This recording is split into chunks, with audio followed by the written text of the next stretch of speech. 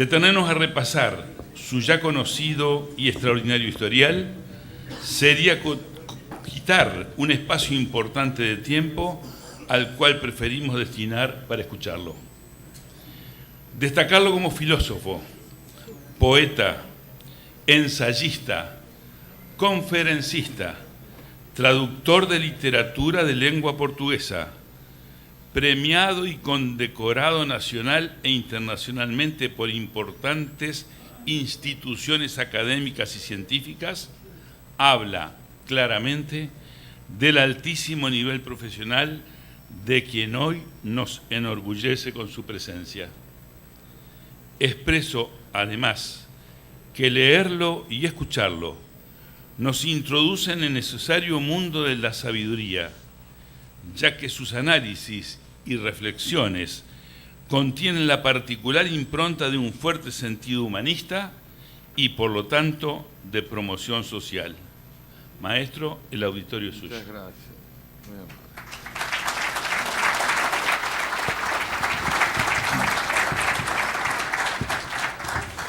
Muy buenas tardes.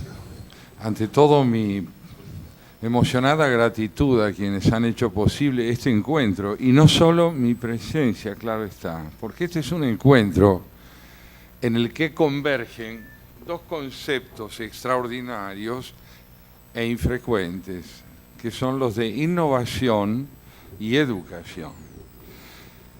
Esa convergencia, brevemente expuesta, no solo tiene que ver con la capacitación técnica, sino que tiene que ver con la construcción de ciudadanía, sin la cual la educación se reduce a aptitud meramente técnica. Y la aptitud técnica, cuando no está al servicio de un proyecto de ciudadanía y de reconstrucción en términos de identidad cívica, difícilmente pueda ser asociado a la ética. De modo que mi gratitud tiene que ver ante todo con ese hecho, el de la convergencia entre ética y eficacia, no como hecho consumado, sino como tarea indispensable. En segundo lugar, y al igual que ustedes, quienes hayamos compartido el desarrollo de esta jornada, tal vez coincidamos en que es posible ponerla bajo un epígrafe que quiere resumir su espíritu. Ese epígrafe es una frase de Samuel Johnson. Samuel Johnson fue un notable escritor inglés del siglo XVIII.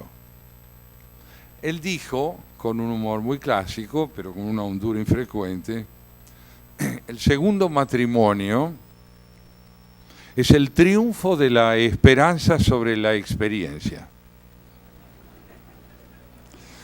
Pues bien, ¿cuál es, en lo que hace a nosotros los argentinos, nuestro segundo matrimonio y cuál el primero?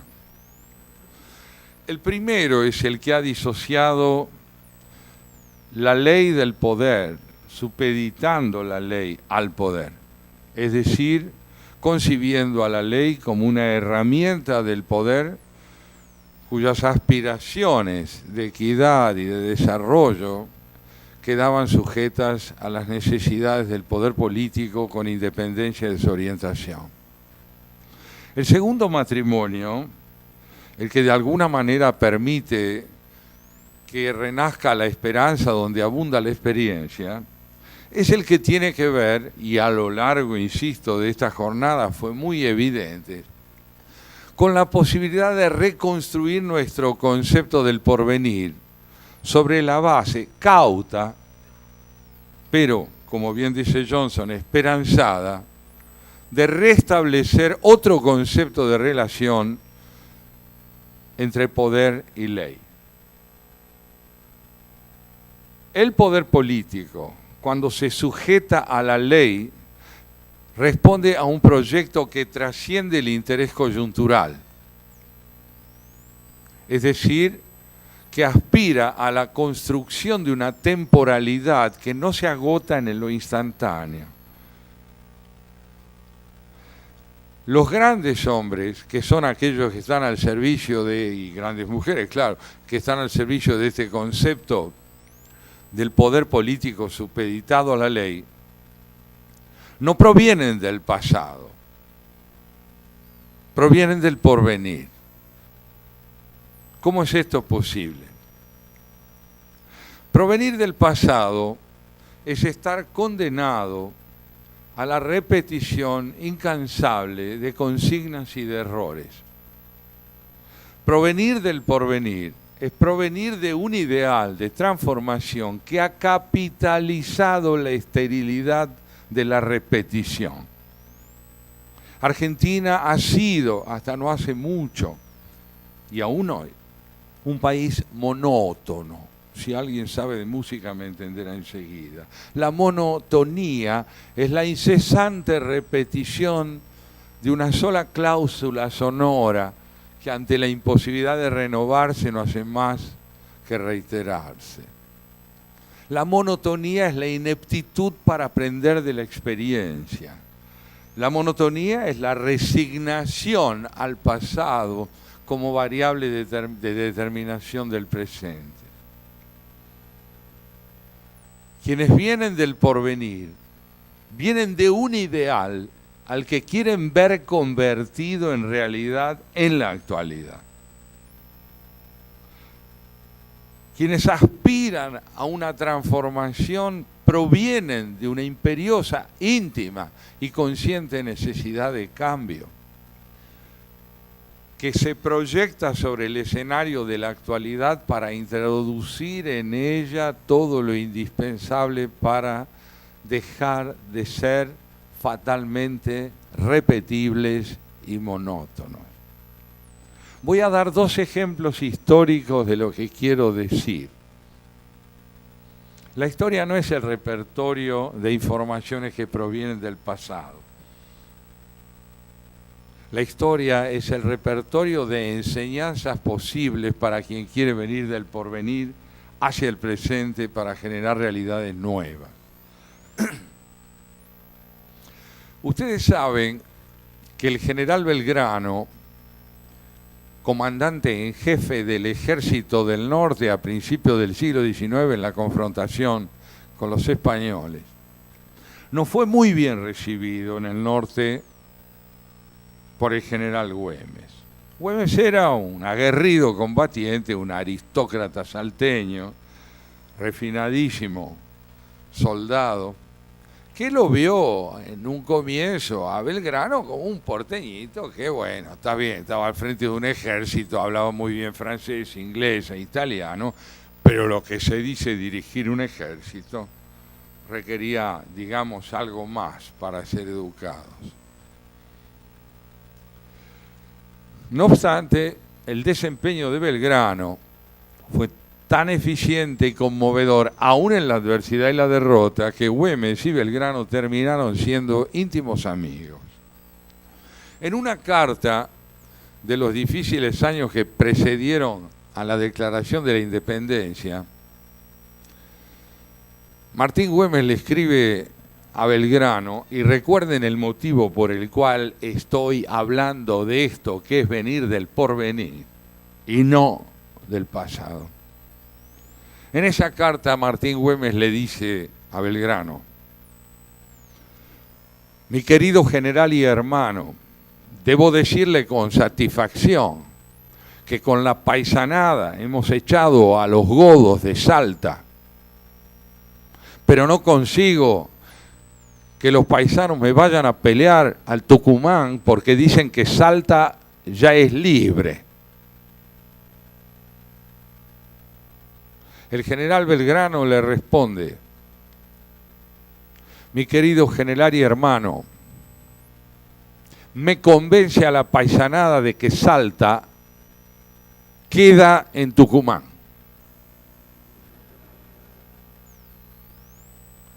¿Qué quiere decir esto, mis amigos? Esto quiere decir que Belgrano tenía un concepto de emancipación que no solo pasaba por la expulsión de los españoles, sino que pasaba por la integración regional, por eso que se llama federalismo, por eso que se llama interdependencia. entre provincias para generar potencia nacional. Esa idea que Belgrano tenía en la cabeza la compartía en ese momento con 6 o 7 personas. La mayoría de quienes peleaban con enorme coraje contra los godos, es decir, que godos era el nombre que le ponían los españoles criollos a los españoles de la metrópoli porque era el nombre de los bárbaros. Godos fueron bárbaros que habitaron la península ibérica. Y a ellos los llamaban bárbaros. Lo que tenía en la cabeza la paisanada era un concepto feudal de la independencia. Yo lo saco de Salta y soy libre, levanto un muro alrededor de Salta y vivo con independencia. Lo que Belgrano tenía en la cabeza era un concepto de nación. Venía del futuro Belgrano, no del pasado. Y le costó mucho hacerse oír, hacerse entender. Aún hoy le cuesta mucho a Belgrano hacerse entender. Y el otro ejemplo histórico del cual les hablaba proviene del general San Martín, que en Mendoza intenta la construcción de un ejército con el cual cruzar los Andes y derrotar a los españoles en Chile y en Perú, porque lo consideraba necesario para asegurar la independencia argentina, pero era muy mal entendido. En Buenos Aires ni qué decirles. El único que más o menos lo entendía en la Junta de Gobierno era Pueyrredón, más o menos. Pero lo entendía, lo ayudaba, y en una carta formidable que le hace llegar, en aquel entonces, ante la ausencia momentánea de Twitter y de WhatsApp, las cartas tardaban 3 meses y medio más o menos, llegaban en mula, pero no perdían actualidad como enseguida verán, a diferencia de los WhatsApp que se vuelven efímeros en 3 segundos. Mi querido general, le dice Pueyrredón a San Martín, aquí le mando 609 mulas, 4.000 proyectiles, tela, para que puedan hacer unos 250 uniformes más. Caballos no tengo, bayonetas le mando 200 también, y no me pida más, soy literal, no me pida más, carajo, porque lo que usted quiere hacer es imposible.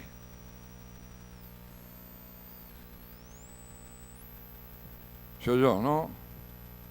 ¿Qué le responde San Martín?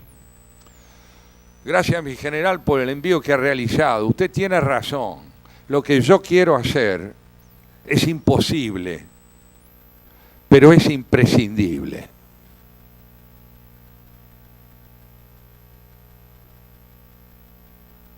Hacer lo posible no es cosa de valientes. Hacer lo imprescindible es cosa de valientes. Y valientes aquí quiere decir primordialmente lúcidos. Gente que es capaz de ser emprendedora por conciencia de lo indispensable para el futuro. Hoy aquí se escuchó hablar de lo imprescindible. Hoy aquí se habló con cautela de la relación entre lo imprescindible y lo posible.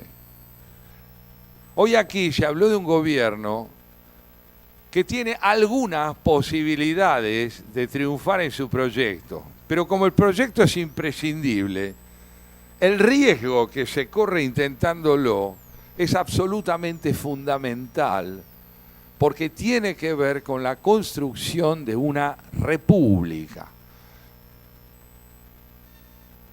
Si entre nosotros estuviera sentado esta tarde un tal Juan Bautista Alberdi, diría seguramente, miren, me alegro de haberlos escuchado, porque yo una vez escribí, hace un tiempito, un proyecto de constitución nacional que ponía la idea de desarrollo al servicio de la ley y del conocimiento, y no del oportunismo y la coyuntura.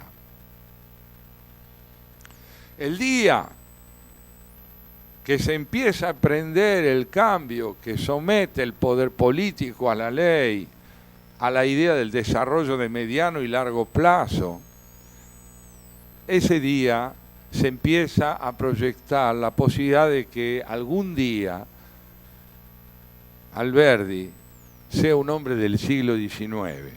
Por ahora él es un hombre del siglo XXI, del siglo XIX somos nosotros. Porque estamos, o estuvimos, y queremos dejar de estar, atrapados en lo que la sola experiencia enseñó. La sola experiencia enseñó a ser escépticos, a no creer, a presumir hasta el viernes, como recordaba aquí el amigo Sica, que las cosas ya estaban jugadas, esto no era posible. Y fue posible. Fue posible porque la mayor parte de los argentinos votaron por lo imprescindible.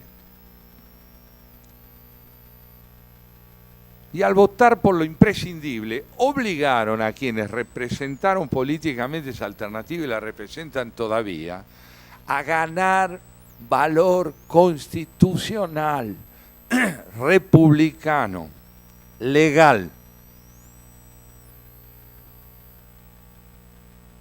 Este riesgo de transformación fundamental solo se puede llevar a cabo si venimos de un proyecto de nación, es decir, desde una idea del porvenir hacia el presente, y no del oportunismo miserable que nos convirtió a todos nosotros en máquinas de repetir y de creer. En consecuencia, un desafío fundamental que enfrentamos en el orden educativo es aprender a construir ciudadanía, porque la solidaridad asentada en la ciudadanía cuenta con un concepto de tiempo absolutamente indispensable y nuevo, que es la idea de confiar en el otro, no por el respaldo que le puede dar al presente, sino por el respaldo que le puede dar al porvenir. Aquí se repitió mucho, y con razón, que es necesario integrar la Argentina al mundo, y que esa integración requiere un conocimiento profundo de eso que llamamos el mundo. ¿Cuál es el mundo al que hay que integrar la Argentina? ¿Es solo el mundo del intercambio? ¿Es solo el mundo de la compra y de la venta, absolutamente indispensables? No, es también el mundo donde es imprescindible reafianzar los valores de la democracia, hoy amenazados no solo por el terrorismo, sino fundamentalmente por el descrédito de una sociedad que se ha preferido de consumo a ser una sociedad de ciudadanos. No es lo mismo ser un consumidor que un ciudadano, pero no hay por qué dejar de ser un consumidor para ser un ciudadano. Es imprescindible integrar la condición del consumo en un marco ético que le dé dignidad al consumo y no nos consuma con el consumo. Europa Occidental ve hoy amenazada la Unión Europea. La Unión Europea es un proyecto extraordinario del cual ya se hablaba apenas finalizada la Segunda Guerra Mundial. ¿Qué es la idea de la Unión Europea? Es un me convence a la paisanada de que Salta queda en Tucumán. Eso es la Unión Europea. Es la posibilidad de entender que la interdependencia entre las naciones no exige la disolución de las identidades nacionales, sino su convergencia en un proyecto de unidad que no va en desmedro de las particularidades culturales y nacionales.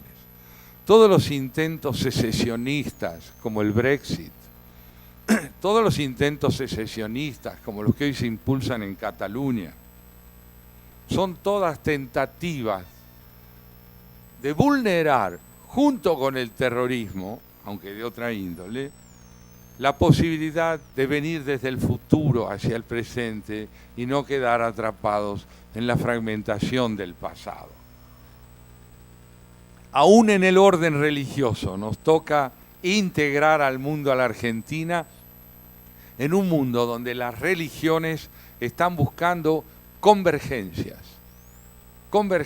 los monoteísmos y aún los que no son monoteísmos aspiran a la interlocución. Una de las primeras formas de globalización que se produjeron en el mundo en que vivimos es el diálogo judeo-cristiano. Es el reconocimiento por parte del papado de que el diálogo entre judíos y cristianos era indispensable para el cristianismo también. ¿Y que vamos a dejar al Islam del lado? ¿Vamos a decir que el Islam es terrorismo? No. No hay que confundir jamás. Y ayer estuvo en la televisión el director de Charlie Hebdo, la revista parisina que fue atacada criminalmente en enero del año 15.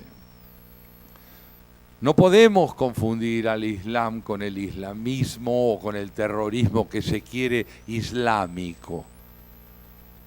Porque toda vez que generalicemos y homologuemos una cultura a las conductas criminales de un sector minoritario, estamos preparando el camino para llevar adelante una nueva crucifixión y una nueva Shoah. Es preciso, por lo tanto, entender que el mundo al cual debemos integrar la Argentina es un mundo que, si bien no puede dar un ejemplo histórico de consistencia democrática y republicana, al estar en marcha hacia la reconstrucción de su entidad democrática y republicana, sí se integra al mundo. Porque ese camino de reconstrucción del tejido constitucional de nuestro país hace con que los líderes mundiales que tienen el mismo objetivo, aunque tengan mayor desarrollo, vean en nuestro país a un aliado que es capaz de correr los riesgos de convertir el segundo matrimonio en fuente de una esperanza. Creo yo que el dilema planteado en estos términos, y no aspira a esto más que a ser complementario, es un dilema profundamente educativo. La educación, insisto en esto, es fundamental, no es capacitación técnica. Sin capacitación técnica es imposible vivir en el mundo de hoy. Pero con capacitación técnica la mirada se vuelve muy sesgada. Quiero darles otro ejemplo de esto que proviene también de un humorista inglés que es nada más y nada menos que uno de los más grandes físicos de nuestro tiempo, Eddington, un discípulo que fue de Einstein. Dice Eddington: todo físico sabe que su mujer no es más que un conjunto de átomos y de células. Ahora bien, si la trata así, la pierde.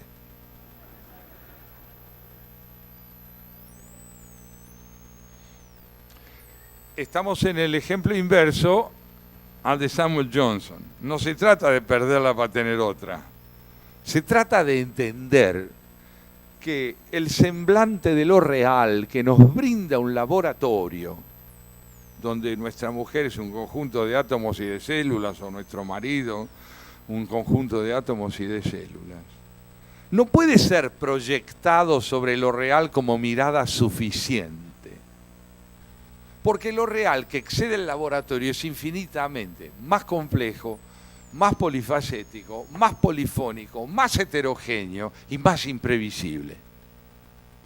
Debemos aprender a integrar la mirada especializada que tanto nos enseña a la complejidad de una realidad que pide interdependencia, interdisciplina, solidaridad epistemológica, capacidad de integrar lo que sé a lo que ignoro para que juntos podamos crear un coro de conocimientos que, interactuando unos sobre otros, se pongan al servicio de un ideal de ciudadanía.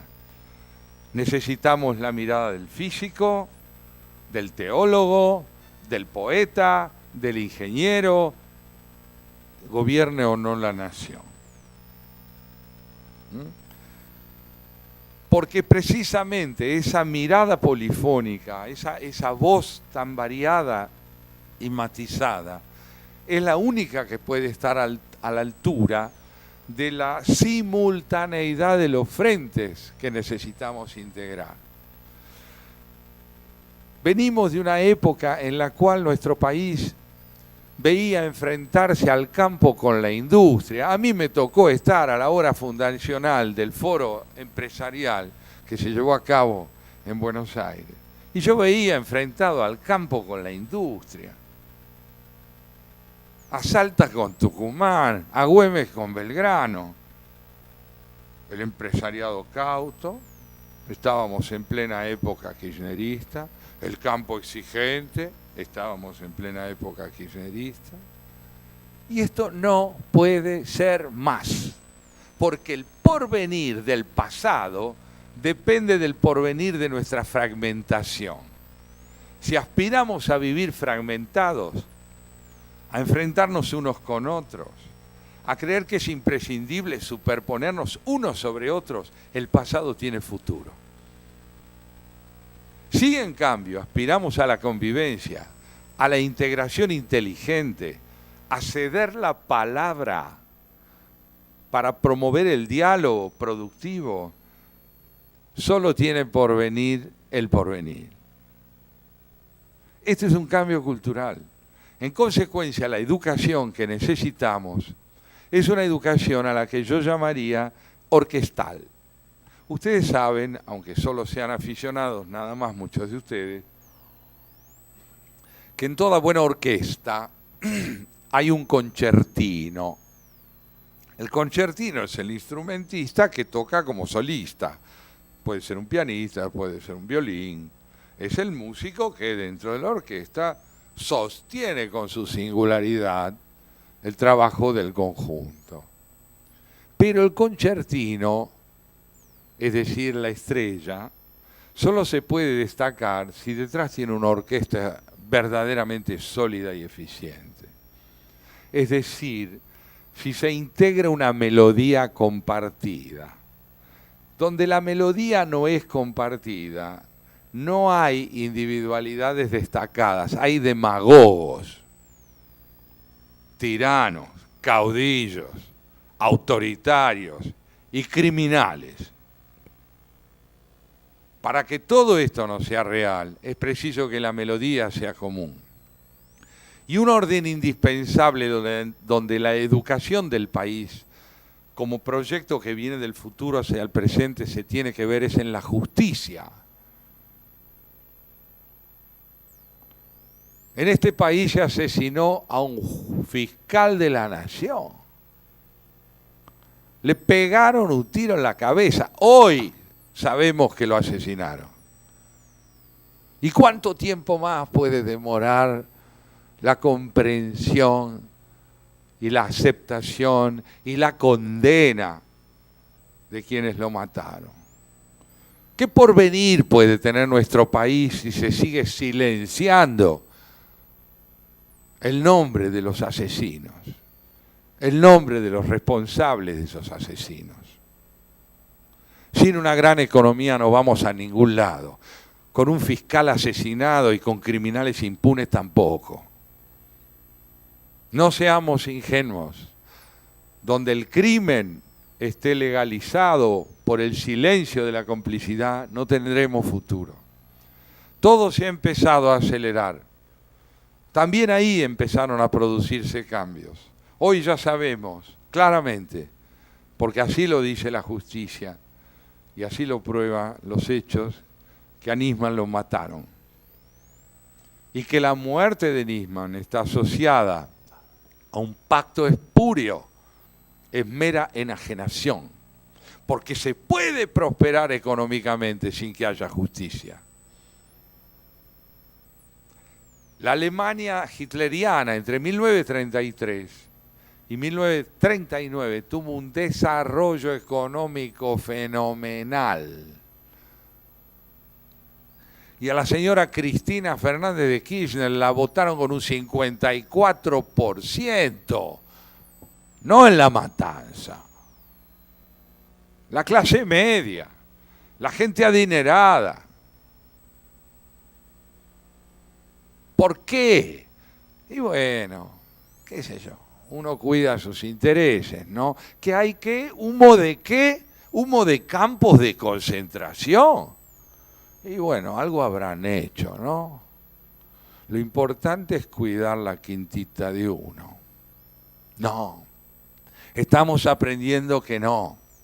Estamos aprendiendo que el destino de mis semejantes es mi destino, a la larga o a la corta. Y que la cultura es civismo. Y que la educación es conciencia constitucional. Necesitamos maestros, si de veras queremos tener alumnos.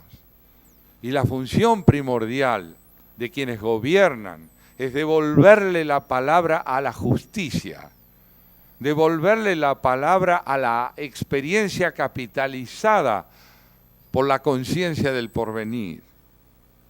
Seamos ante todo ciudadanos y seremos una nación desarrollada.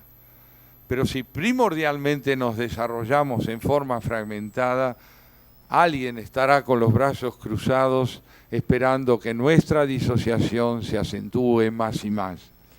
La Argentina ha sido un país de fragmentación.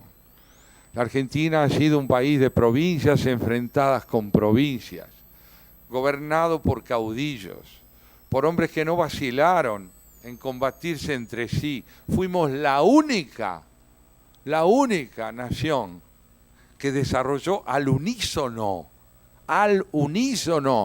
la guerra de la emancipación contra España y la guerra civil. Es una locura, pero esa locura tuvo lugar acá. Acá, donde hubo un hombre extraordinario que un día dijo, en correspondencia con Mitre, bueno, terminemos de matarnos entre nosotros, porque esto no tiene porvenir, esto tiene pasado, decía Urquiza. En consecuencia, como ven ustedes, la experiencia argentina de la repetición se traduce en el hecho de que nos ha costado muchísimo transitar del siglo XIX al XXI, porque en buena parte el siglo XX fue invertido en sostener y resueltos los problemas del siglo XIX. Hay progreso donde se saldan las deudas con el pasado y al mismo tiempo se descubren problemas inéditos, nuevos problemas. Porque el progreso es la capacidad de resolver problemas pendientes y a la vez, simultáneamente, descubrir problemas nuevos. Todas las naciones tienen problemas graves, pero pocas tienen problemas interesantes. ¿Qué es una nación con problemas interesantes? Lo fue, hasta no hace poco, un país que fue capaz, en un contexto social donde el desprecio racial ha sido hondísimo, de elegir un presidente negro. Los Estados Unidos de Norteamérica. Claro que se asustó después, ¿no? Pero fue capaz de elegir un presidente negro. Un país con problemas interesantes fue la Sudáfrica de Mandela. Un hombre que después de 27 años de cárcel, y ninguno de nosotros puede entender lo que es eso, 27 años de cárcel, después de eso sale de la celda en la que vivió como un animal, que jamás cayó en la animalidad, y pide reconciliación y paz. Eso es tener problemas nuevos, es superar el apartheid, superar la segregación y proponer otros problemas. Hay progreso donde se produce la renovación problemática, donde los problemas pendientes se resuelven y se descubren nuevos problemas. La Argentina está empezando a tener problemas interesantes. Y no solo problemas graves. Nosotros no tenemos que apoyar un gobierno. Tenemos que apoyar un proyecto de transformación. Gobierne quien gobierne y desde que encare ese proyecto de transformación como su propia meta. Estamos construyendo ciudadanía, lo cual es altamente riesgoso, porque es difícil. Es quizá hasta cierto punto imposible, como decía Pueyrredón, pero imprescindible, como decía San Martín. Estamos llevando adelante una idea básica que es terminar con la impunidad del crimen y del delito. Muchas veces en estos años, desde que lo mataron a Nisman, me preguntaba la gente en la calle, ¿usted cree que esto se va a aclarar? ¿Usted cree que vamos a saber quién lo mató? No es la pregunta más adecuada. La pregunta más adecuada, ¿usted cree que es imprescindible seguir luchando para que esto se aclare? La otra es una pregunta cómoda. Es la pregunta del que va a la cancha y no tiene partidarismos partidarios en el sentido de que no se hincha para ningún equipo. No se trata de saber si se va a aclarar. Se trata de saber si vamos a luchar para que se aclare. Tenemos que cambiar la mentalidad acomodaticia que hace con que creamos que la responsabilidad de la transformación es del otro. ¿Cómo vamos a seguir pensando que esto no va a cambiar nunca? Esto no cambia. Macri ganar las elecciones de 15, ¿qué va a ganar? ¿A dónde? ¿Va a derrotar al peronismo? Pero si es evidente que no. Aprenderemos a pensar. Pensar es una actividad infrecuente. Es infrecuente. Es infrecuente porque en general lo que hacemos es repetir ideas. Políticamente es evidente. El fracaso del peronismo proviene de su ineptitud para pensar. ¿Va a poder aprender? Y sí, esperemos que sí, es indispensable que aprenda y que aprenda el radicalismo. Pero la originalidad más grande de este gobierno en el orden cultural es tener, ya termino, es tener dentro de él a su más intensa oposición, que está encarnada por Elisa Carrió. El hecho de que el presidente de la Nación necesite convivir con quien ejerce sobre él una insomne vigilancia crítica para recordar la responsabilidad de la ética en relación a la práctica política, me parece que es un signo civilizatorio. Y por último, insisto en que la Argentina, como aquí se dijo, tiene que incorporarse al mundo y está aprendiendo a hacerlo. Hemos escuchado exposiciones notables que evidencian los indicios de ese aprendizaje. Pero tengamos la confianza profunda de ser hombres esperanzados y no optimistas. El optimismo es un facilismo, consiste en creer que todo va a andar bien. Es igual que el pesimismo, que cree que todo va a andar mal. Los dos delegan la responsabilidad de construir futuro en una actitud general. Si Dios quiere todo va a andar bien, acá no cambia nunca nada. La esperanza es otra cosa. La esperanza, el hombre esperanzado, la mujer esperanzada, son personas que advierten en el paisaje monótono del presente matices e indicadores de transformación que alientan la voluntad de crear y de transformarse. Seamos esperanzados y podremos repetir algo esencial, que es que cambiar es realmente imprescindible, aunque tal vez sea muy difícil. Muchas gracias.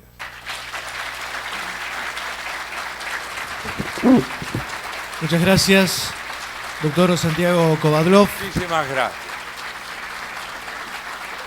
y será Antonio Caramaña quien lo presentó, el encargado de entregar este presente, gentileza de la empresa Rufino Baggio,